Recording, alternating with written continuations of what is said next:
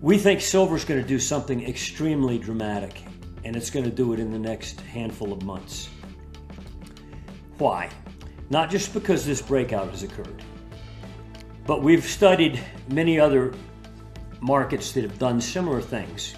I'll give you an example. Copper, back in from 1970, 80, 90, 2000, up through about 2005, so for multiple decades, lived in a price range.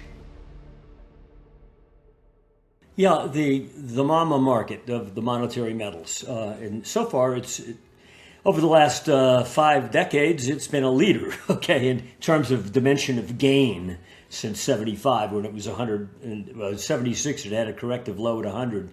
Start from there, we're 4,400, okay? You do the math. But something big just happened in November. And it wasn't up in gold or up in silver. Yeah, that happened. But that's been going on for a while. Gold's been in a bull market for a while. But something new happened. And that is that an asset class shift was signaled. Meaning, the chart on page 4 of my weekend report, if you can pop that one up, it shows what we call a spread relationship between gold and the S&P 500, meaning at the end of every month we plot where's the front month contract of gold divided into the S&P, express that as a percent. Okay. And we know in 2011 gold peaked, and in 2013 it particularly started to collapse toward the 2015 price low. And in that process, its performance relative to the S&P was also dropping. Okay. And so the top chart on page 4 shows that spread collapse, where we were dropping from like 80% gold versus the S&P to down to close to 50 at the end of 2015, which is when gold actually made its price low. But then since that 2014-15 period there, where it dropped down near 50% of the price of the S&P, you could draw a line sideways if you want to. And we've been oscillating either side of that. But actually there's been a slight gradual downtrend line on the spread chart. A technical feature, okay? And you can see 1, 2, 3, 4 rallies. Back in April, we hit that line again and dropped back, April, May, June. And then in November, last month's close, gold closed on a spread basis, relative performance, out above that structure, meaning I'm breaking out. Okay, now, this is a beginning sign. This is not what happens late in a trend. This is saying, hey, you think you've seen a bull trend to date? It's just beginning, because the asset class shift is commencing now. It's no longer a duel between gold and the S&P, which basically has been sort of oscillating sideways for 10 years, where whether you bought gold or S&P, it did about as well. Okay, gold's now saying, I'm gonna beat the S&P. I'm gonna head into a trend. But given the size of this base, 10 to 11 years wide, and the depth of it, you're not going up for a month or two on this performance. You're going to go up for a couple of years probably. But it just broke out. So that the people that think, hey, gold's been going up too long, it's got to go down some, got to correct. This technical indicator here says, no, it just began. And then when we plot gold versus the NASDAQ 100, which is, the AI stocks, it's also breaking out.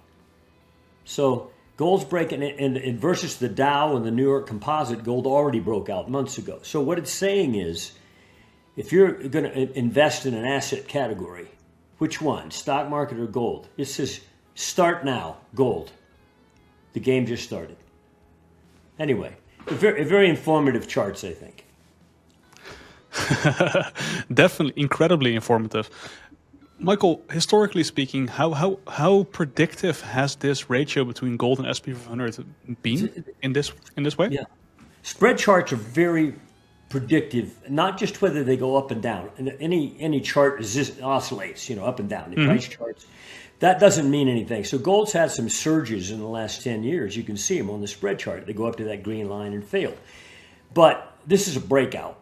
Now, whenever we find breakouts on spreads, and what we like about spreads in particular is most people don't look at them. Most people just look at a gold chart or an S&P chart and say, oh boy, look, it made a new high, whatever. It's the relationship between the two that says money flow is now going to go more into gold than the S&P. And as the S&P wobbles around some more, and it's gone nowhere for 3 months, and it's only like 10% or 11% higher than it was beginning of late last year's close, whereas gold's up enormous percent since last year's close. But the spread is informing you this is a technical shift of sizable quality. And you don't get them that often. I mean, you get ups and downs all the time, but you don't get a structural breakout like this that's so clear that even a 5-year-old kid with a crayon on a ruler could plot it. It's in your face, okay? So, but again, the virtue of this, and we do spread analysis quite often in addition to our momentum structural analysis, but spreads are not a common tool. And that's good because that means not everybody knows about it. If you just want to take the dimension of that base there and treat it like a regular price chart, you got a line up there at 60% you broke through, and you got lows under 40, so we're going up to 80% of the value of the S&P. But that's not necessarily the case. That's just a simple minimum swing objective. But it's broken out, it's fresh, and it's massive. So it's not a trivial signal. And it's also a beginning signal. So those who think that the monetary metals have had their party, it's just begun. Because when that stock market continues to fiddle around like it's been doing, in other words, not really making money, or if it rolls over, as we argue it's going to early next year, and then people get shaken up, even more money will begin to flow out of the stock market category into that which is working. And already some asset managers, it's clear by this chart, have realized gold is working, okay? And they're moving already. To understand this shift, analysts study relative performance, not price alone. By comparing gold to the S&P 500, a long-term relationship emerges. For over a decade, gold and equities effectively moved sideways against each other. Owning either produced similar results. That equilibrium has now broken. On a monthly basis, gold has pushed decisively above a multi-year resistance line relative to stocks. This is not a late-cycle exhaustion signal. Historically, these breakouts mark beginnings, not endings. It indicates capital is starting to favor gold over equities in a sustained multi-year trend. Yeah, now silver relationship to gold is also been subdued, like this chart here, especially since 2020. Remember, both metals had a big surge in 2020, from early that year through later that year. Silver like doubled in price from 15 to 30, and gold went up 40%. So silver beat gold on a percent basis. But since 2020, silver's performance to gold has languished. It's pulled back. So have the miners versus gold. Now, that doesn't mean they were going down. It just meant they weren't going up as much as gold was, okay?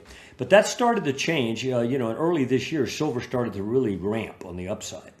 It's a signal we put out to our subscribers based on other technicals. And the performance upticked. And on the November close of the spread versus silver versus gold, you also had a breakout of a multi-year base. So not only did gold say, hey, I'm on top of the game versus the stock market, silver said, now I'm going to outpace you, mama metal. Silver is coming up from depths. And its depths are pretty deep, meaning you got down as low as 1%. Divide an ounce of silver to an ounce of gold. And if you go back 50 years, that's low. It's been there before, but that's it. That's the low, okay? And we've now since surged, and it's broken out as of November. Now, back in November, where did silver actually close in price? $56. Okay, 2 weeks and a day into the new month, we're $64. Wow. Okay, something happened, and it wasn't just that silver was going up. It's been going up for a couple years, like gold, right? Okay, but the spread broke out, and once that spread broke out, it told us if you're going to go into monetary metals, emphasize silver and silver miners. Doesn't mean the gold miners are no good or gold's no good. It just means silver and the silver miners, which have been languishing and vastly undervalued compared to their peers, are now ascending, and they're going to be on the top. And that's what's happening.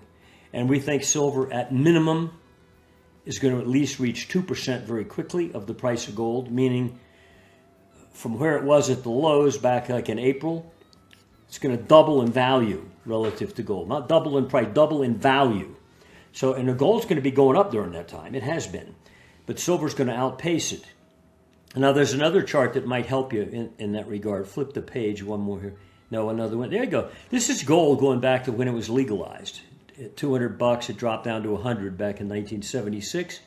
And then from that 76 low to the 1980 high, that's the first up arrow in the horizontal. That's an 8-fold gain. This is a ratio chart, logarithmic scale. It's not a point scale. Okay. Most investors focus on whether markets are up or down, but spreads reveal where money is actually flowing. Gold has rallied before during the past decade, yet each time it failed to outperform stocks meaningfully. This time is different. The breakout in the gold to equities ratio is broad-based, appearing not just against the S&P 500, but also versus the Nasdaq, Dow, and broader market composites. These synchronized signals suggest institutional repositioning is already underway. When relative performance shifts this clearly, it often precedes prolonged periods where one asset class steadily dominates another. Then you made a low in 2001 and 2, or 2001 I think it was exactly, $265 or so. And you had another major surge over a lengthier period of time, but the same dimension move, an 8-fold gain up to the 2011 high. And then you had the pullback to 1,050 on gold, and then you labored for a couple years, and finally you took that out in 2020. And you're now at where? 4,000 plus. Well, the bear low was 1,050. We're only 4-fold gain in this bull trend.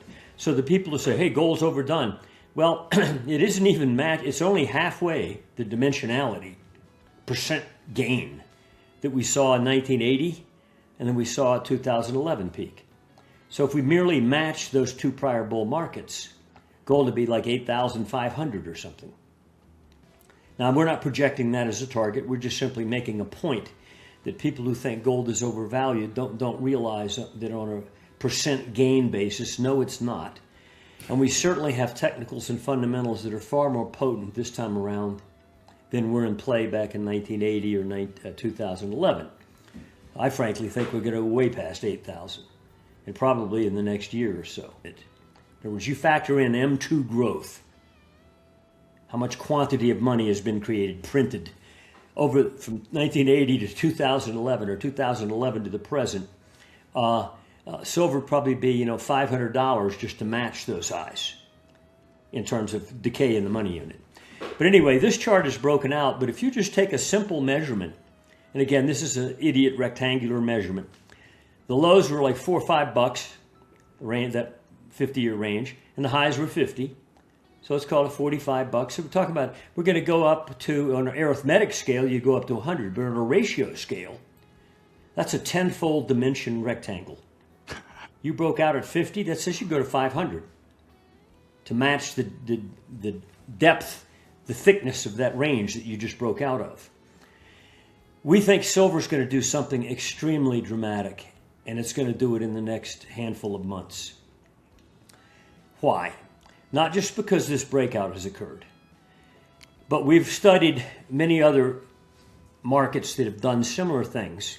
I'll give you an example. Copper, back in from 1970, 80, 90, 2000, up through about 2005. So for multiple decades, lived in a price range at a very low level, like either side of $1.50, okay? Up and down, up, just like this range here. But it was about 30, 40 years wide. But at a very low level. And when it broke out of it in late 2005, early 2006, it quadrupled in price in a matter of 2 or so quarters. 2 quarters, you quadruple price up to 450. Yeah, you had to sell off after that, but they've lived in a range now. We're starting to emerge above that recently. Silver has lagged gold since the surge of 2020, underperforming despite rising prices. That period of dormancy now appears to be ending. The ratio of silver to gold, long depressed, has broken out of a multi-year base. Historically, such moments mark the transition from quiet accumulation to explosive relative gains. Silver doesn't need gold to fall to outperform. It simply needs gold to rise more slowly. early signals suggest silver is entering that phase now. When silver awakens after prolonged suppression, it tends to move quickly and with far greater volatility than gold. That is 4 times the average price of that range that existed back in 1970, 80, 90, 2005. You cut through the middle of that range, you've lived in a range 4 times the price level of that. But the shift to the new reality was so fast, took your breath away. Then we also found a chart of lead, exciting metal, right? Lead, okay.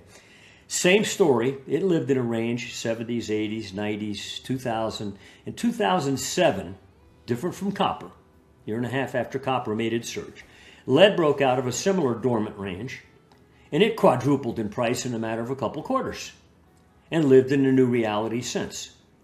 How come silver's been caught in this box for 50 years, whereas lead and copper zoomed 4-fold out of a range that was okay? Well, there's arguments that are valid that it's been artificially contained by government efforts, banks in coordination with the central bank trying to keep it restrained. Whatever the excuse, it's been restrained. And quite often, as we know in market history, when a market does something in excess one way and corrects for it, it quite often overcorrects, and it does it quickly. This is why sometimes stock markets crash, okay? Similarly, when a market is depressed for too long and made a mistake, so to speak, not all markets are rational, remember, okay? That's a false assumption. Then it goes to a new reality, and often it'll overshoot where that reality might ultimately, on average, be, like the copper move to 450. After that, it dropped back and lived below that level for quite a while. In silver's case, where's the tantrum going to take us? And we also have another indicator that says we're going to rampage, and that's this. In that 79 to 80 surge, that first ellipse you see on that chart, silver went from like $8-9 to 50 in 2 quarters, okay? Still within the range, but it went up, under 10 to 50 in a matter of a couple quarters. It had already been going up for a couple years, so it wasn't like, it just started a bull market. No, it was in the bull market already, but the spread of silver versus gold broke out, and it signaled that silver's going to go on a rampage, not only on a net price, but versus gold, and it did. Same thing in 2010 and 11. You'd been going up for years, and in September 2010, at a price of about in the 20s, you went up to 50 in a matter of 5-6 months. You doubled in price, boom, just like that, a couple quarters. This time, we're not only going to surge, but we're breaking out of this range as well. So a lot of power is going to be unleashed here, and I think a lot of it will be compressed between now and sometime in the second quarter. Markets that spend decades trapped in tight ranges often unleash dramatic moves once those ranges break. Industrial metals like copper and lead provide clear precedents, having quadrupled rapidly after multi-decade consolidations. Silver has remained boxed in far longer than most commodities, which increases the potential energy behind any breakout. Past silver cycles show similar patterns. Years of steady gains followed by sudden vertical advances compressed into months. The difference today is scale. This breakout is occurring from one of the longest bases in modern commodity history, amplifying its potential impact. Okay, now here. This is the XAU index, which goes back to the 1980s. GDX is the popular ETF for gold miners right now, but it only goes back to 2006. XAU goes all the way back to the 1980s. It's a gold and silver miners ETF, Philadelphia Exchange. It lived this is dividing XAU price into an ounce of gold. And you can see from the 1980s, 90s into 2008, it lived in that red range, meaning the lowest it got versus gold was about 17.5% of the price of an ounce of gold. The highest it got was like 35%. And it lived in this range for multiple decades. And then in September of 2008, actually 1 month before they really collapsed the mining sector, you broke below the bottom of that spread ratio, spread box there. So you blew out the bottom. That was a sell signal, in effect, saying no longer are the gold miners going to be on par performance to gold. They're going to underperform. And boy, did they. Because the spread relationship dropped from like 17% all the way down to 4% by 2015. I mean, what are you going to do? Go to zero? Okay, no, of course not. But the miners have been vastly undervalued for 11 years now, that green rectangle. That range is like just above 8%, like 8.5% was the highest reading in that range, and the low was 4% back in 2015. We're now surging up toward the top of that range on the spread. If the miners can break out over the top of that green rectangle, meaning divide XAU into gold and find that on a given monthly close, XAU is more than 8.5% of the price of gold, expect it to surge massively. Now, even if you just go up to resistance, and you can see where resistance is, it's the old lows, up at the 17.5% level. Well, heck, that's a doubling. You know, you get a breakout above 8.5, that's doubling to get to 17. So that means the miners could double in relative value to gold just getting up to that red line. So what this spread chart is telling us is that not only is gold shifting versus the stock market, and silver and the miners are breaking out versus the stock market, but relative to gold itself, the miners are, we know they're cheap. Everybody talks about how cheap they are relative to their intrinsic value. They're waking up. And if they go through the top of that range, expect a gusher on the upside in terms of net price for the miners and two, relative gain versus gold, likely to be at least double. Now, I'm not going to predict how long that takes, but I would guess a year or so. So if you're in the mining, if you're in the gold monetary metal sector, emphasis should be on silver and miners, not Mama Gold. Mama Gold's going to keep going up, but the little guys are going to pass it now in terms of performance. So this is a chart to really watch here. Mining stocks add another layer to this story. For over a decade, gold and silver miners have dramatically underperformed the metals themselves. Relative to gold, mining equities remain historically undervalued. Recent movement suggests that relationship may be turning. If miners break above long-term resistance versus gold, the upside could be swift and significant. Taken together, the message is clear. Gold is asserting leadership over stocks, silver is beginning to outperform gold, and miners may soon outperform both. This is how major precious metals cycles typically begin, not how they end.